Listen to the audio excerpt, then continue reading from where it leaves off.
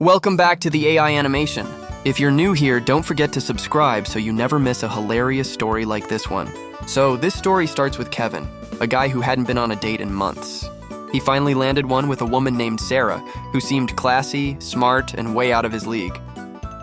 To impress her, Kevin booked a fancy restaurant, white tablecloths, candlelight, and waiters who looked like they studied in Serious Face Academy. From the moment they sat down, things went sideways. First, Kevin pulled out Sarah's chair like a gentleman, only to misjudge the distance. She sat down and missed completely, landing on the floor.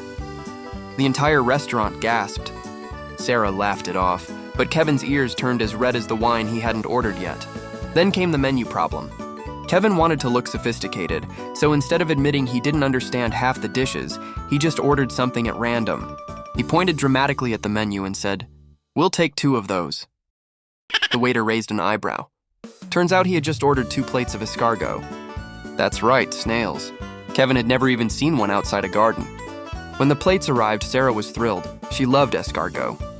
Kevin, however, picked up a snail with his fork, stared at it, and whispered, "I think it's still looking at me." He tried to be brave, popped it into his mouth, and instantly regretted his life choices.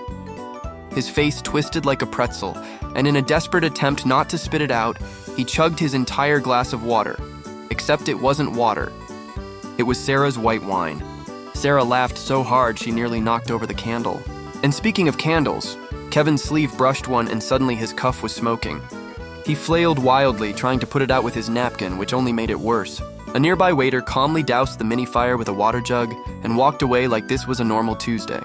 Just when Kevin thought it couldn't get any worse, dessert arrived. He wanted to do the classic romantic move, feed Sarah a spoonful of creme brulee.